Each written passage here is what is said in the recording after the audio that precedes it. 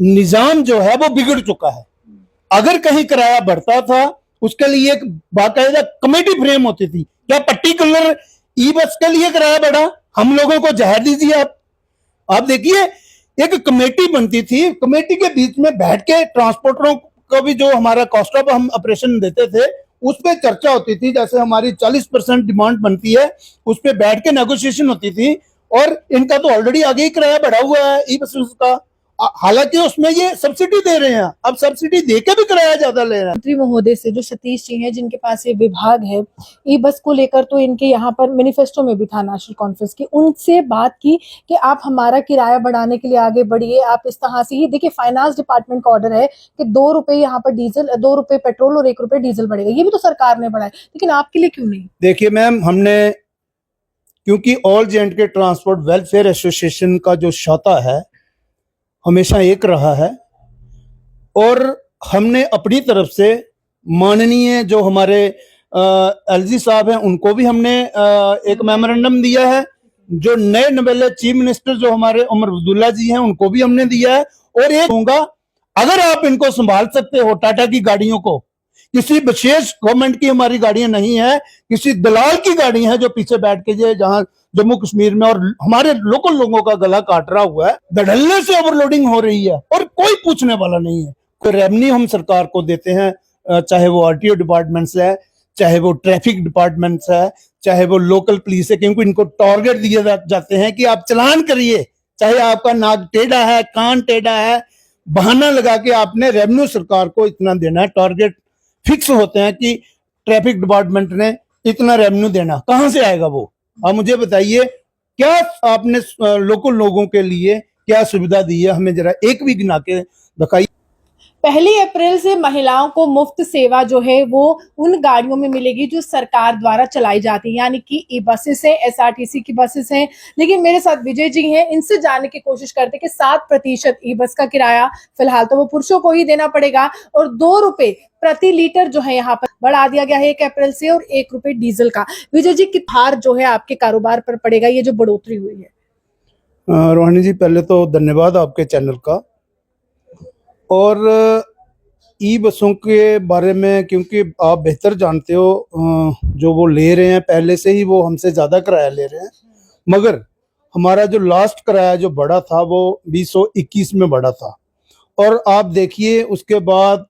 खाली डीजल और पेट्रोल के ही दाम नहीं बढ़े, हर एक चीज़, चाहे उसमें टायर है, चाहे स्पेयर पार्ट्स है, चाहे वो गाड़ी की चेसिस है, चेसिस भी उस टाइम जो 20 लाख की थी आज वो 22 लाख की है। बॉडी के रेट्स बढ़े हैं, मतलब हर एक चीज पे महंगाई हुई है, मगर ट्रांसपोर्ट का वो जो हर साल के बाद किराया बढ़ता था वो जैसे का तैसा ही है। मगर बड़े अफसोस के साथ मुझे ये कहना पड़ रहा है कि अवाम के लिए हमेशा जब ये किराया हमारा बढ़ता है तो लोग चिल्लाते हैं। आप देखिए, अभी तक जो हमारी प्राइवेट ट्रांसपोर्ट जो है उसका किराया नहीं बढ़ा, लेकिन सरकार ने अपनी गाड़ियों पे 7% आपने देखा, कल जो इन्होंने बढ़ाया है वो ऑर्डर आया और कल से ये, लेकिन कोई दूसरी साइड से आपने देखा कहीं कोई अवाम की कोई किसी ने कोई आवाज उठाई हो, पॉलिटिकल किसी ने आवाज उठाई हो कि किराया ई बसों का? ई बस को लेकर जो है लगातार ये कहते हैं कि वहां पर AC लगा है, काफी ज्यादा सीटिंग कैपेसिटी अच्छी है, काफी खुली वो बसें होती हैं, हवादार होती हैं, इस तरह की बातें की जा रही है। और वो किराया भी तो जो बढ़ा हुआ है वो भी तो पुरुषों से लिया जाएगा, महिलाओं को तो मुफ्त है सेवा। देखिए मैम, ये खाली आई वॉश है। ई बसों की अगर AC की बात करेंगे तो AC बसें हमारे पास अब इस साल बहुत सारी AC बसें हमारी भी आई हैं, लेकिन आप देखिए बैठने की सुविधा कितने लोगों की है। और आप देखिए बड़े अफसोस के साथ मुझे ये कहना पड़ रहा है कि चाहे उसमें ट्रैफिक डिपार्टमेंट है, चाहे और एजेंसियां, उसमें RTO डिपार्टमेंट की टीमें आपने देखी रोड पे है, कभी ध्यान दिया आपने कि ई बसों पे कितनी ओवरलोडिंग है? कहाँ सीटिंग, वहां गिनी चुनी सीटें हैं, बाकी लोग स्टैंडिंग में खड़े हैं और खचा खच भरे हुए हैं, वो उनको कोई रोकने वाला नहीं है। और मैं खासकर आपके चैनल से मैं अवाम को भी ये चीज अवाम के सामने लाऊंगा, ना कि ये सरकार की बसें हैं, ये किसी विशेष व्यक्ति टाटा कंपनी की कोई पीछे इनका ठेकेदार बैठा हुआ है लोग समझते हैं कि सरकार की बसें हैं, मगर दूसरी, क्योंकि हमने थोड़ा टाइम सरकार को दिया था। अभी कल हमारी जो कमेटी है, चेयरमैन हमारे सरदार करण जी, कल हमारी मीटिंग होगी इस मुद्दे पे, क्योंकि हमने भी सरकार को कॉस्ट ऑपरेशन दिया हुआ है किराया बढ़ाने के लिए, लेकिन हमारा क्योंकि वो स्टैंडिंग कमेटी में जाएगा। अब देखिए कितना बड़ा स्कैम है, एक प्राइवेट बंदे को ये उसके लिए फायदा देने के लिए उन्होंने रातों रात कराया, कोई उसकी मीटिंग नहीं हुई, स्मार्ट सिटी की तरफ से ऑर्डर आ गया। बिल्कुल। आप देखिए किराया बढ़ने का एक प्रोसीजर है, कमेटी है, वो पीछे सेक्रेटरीट में जाता है, उसके बाद किराया, लेकिन इसकी कोई मीटिंग नहीं हुई। स्मार्ट सिटी ने खुद अपनी तरफ से, क्या हमारे पास कोई अथॉरिटी है कि प्राइवेट हम भी अपना रातों रात। आप ये कहना चाहते हैं कि आपको प्राइवेट का धब्बा लगाया गया है कि देखिए ये तो ई बस जो सरकार के नाम से चल रही है वो भी एक प्राइवेट कॉन्ट्रैक्टर को दी गई है। बिल्कुल, ये आप, क्योंकि मीडिया से कोई चीज छपी नहीं है, आप गहराई से इसमें छानबीन करिए। ये टाटा की गाड़ियां हैं, जम्मू में भी और कश्मीर में भी, मगर किसी विशेष व्यक्ति को फायदा देने के लिए हमारा लोकल जो लोग हैं, हजारों की तादाद में लोग रोजगार जो हैं वो इस पे काम कर रहे हैं, चाहे उसमें मेरा ड्राइवर है, चाहे उसमें कंडक्टर है, गाड़ी का मालिक है, स्पेयर पार्ट्स वाले हैं, हजारों किस्म के लोग जो इस हमारे दायरे में काम कर रहे हैं और रोजी रोटी अपना बच्चों का पेट पालन जो हो रहा है। मगर मुझे लगता है कि ये जो सरकार ने जो, अब आपने देखा कि हम लेडीज को ये करेंगे वो करेंगे, डीजल के दाम आपने बढ़ा दिए, पेट्रोल के दाम आपने बढ़ा दिए, ऊपर से 7% आप लोगों ने खुद ही किराया बना लिया। कोई मीटिंग, बिल्कुल कोई, देखिए ये ई वॉश है, लोगों को मुझे लगता है ये समझ नहीं आ रहा। अगर कहीं फ्री देंगे तो निकालेंगे उसी से, लेकिन निकालने का तरीका दूसरा है, वो समझ लोगों को बाद में आएगा। तो मैं खासकर अपील करूंगा, क्योंकि यहाँ अब सरकार भी है, एलजी साहब भी हैं, और कल जो हमारी मीटिंग होगी,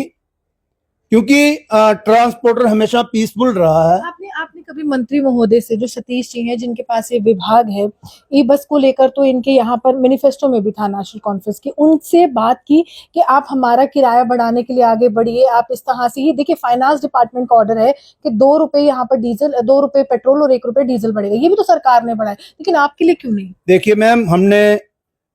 क्योंकि all J&K transport welfare association का जो शाता है हमेशा एक रहा है,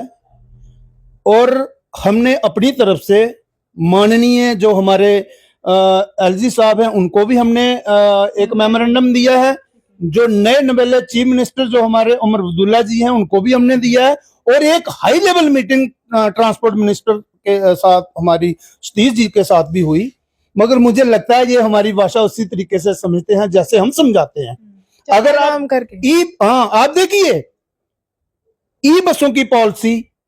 ई रिक्शा की पॉलिसी, क्या आपका वो कानून दूसरी तरह से अगर मैं बोलूंगा तो मर गया हुआ कानून, आपका कानून कहीं वहां काम नहीं कर रहा है, इलीगल आप ई रिक्शा शहर में चला रहे हो, जबकि उसका ऑर्डर है लास्ट माइल कनेक्टिविटी पे चलना है उसने, क्या वहां कोई रोकथाम नहीं है? आपका कानून वहां सोया हुआ है। ई बसों का जो रूट्स हैं, ये अभी हमारे जो पॉलिसी हमने पिछले 2 साल से हम चला रहे थे, चलो देर आए दुरुस्त आए, उसकी एक पॉलिसी बन के आई है, कहाँ 2 गाड़ियां चलनी है, कहाँ 3 चलनी है, और टाइम टेबल से चलनी है। मगर पिछले 4 दिन से मैंने जो रोड पे जाके देखा हुआ है, जहां का जिसका वो रूट है वो अपना रूट फॉलो नहीं कर रहा, और मजबूरन हमें उनको रोकना पड़ेगा, क्योंकि ट्रांसपोर्टर कभी किसी से ना डरा ना झुका है।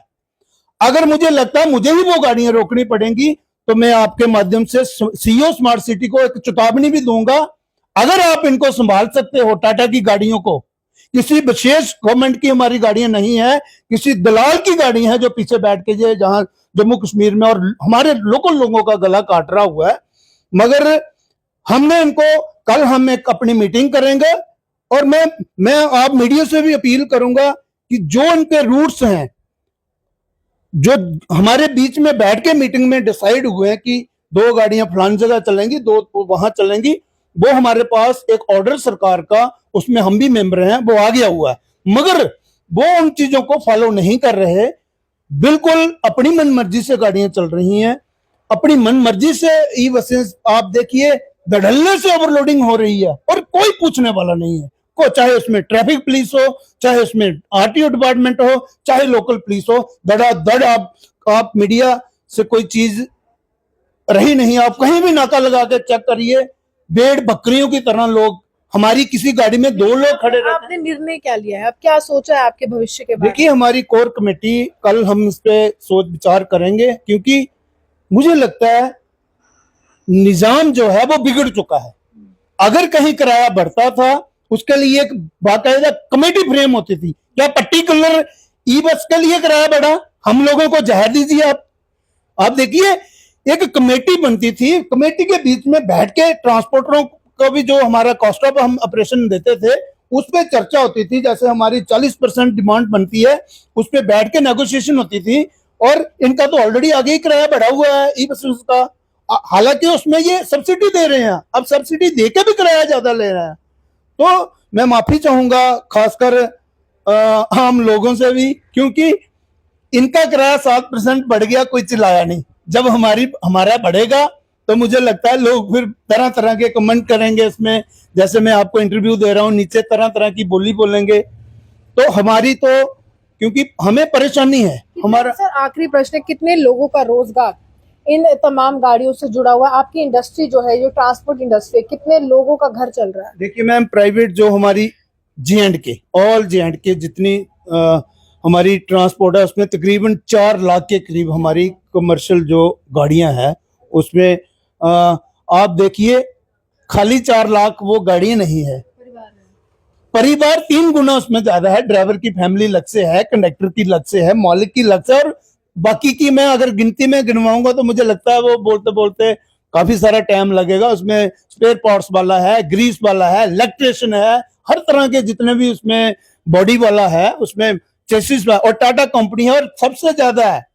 जो रेवेन्यू हम सरकार को देते हैं, चाहे वो आरटीओ डिपार्टमेंट्स है, चाहे वो ट्रैफिक डिपार्टमेंट्स है, चाहे वो लोकल पुलिस है, क्योंकि इनको टारगेट दिए जाते हैं कि आप चलान करिए, चाहे आपका नाक टेढ़ा है, कान टेढ़ा है, बहाना लगा के आपने रेवेन्यू सरकार को इतना देना है। टारगेट फिक्स होते हैं कि ट्रैफिक डिपार्टमेंट ने इतना रेवेन्यू देना, कहां से आएगा वो? आप मुझे बताइए, क्या आपने लोकल लोगों के लिए क्या सुविधा दी है? हमें जरा एक भी गिना के दिखाइए। तो हमारी कल इस पे चर्चा होगी, जो हमारी टीम है all J&K transport welfare association, निर्णय हम लेंगे 1-2 दिन में। और उससे पहले मैं अपील करूंगा सरकार से कि कम से कम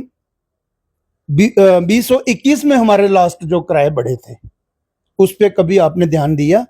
हमने दिया, अभी ट्रांसपोर्ट कमिश्नर साहब जो नए आए हैं, हमने उनको अपना मेमोरेंडम दिया है, और 1-2 दिन के बाद हम, हो सकता है इस पे हम कोई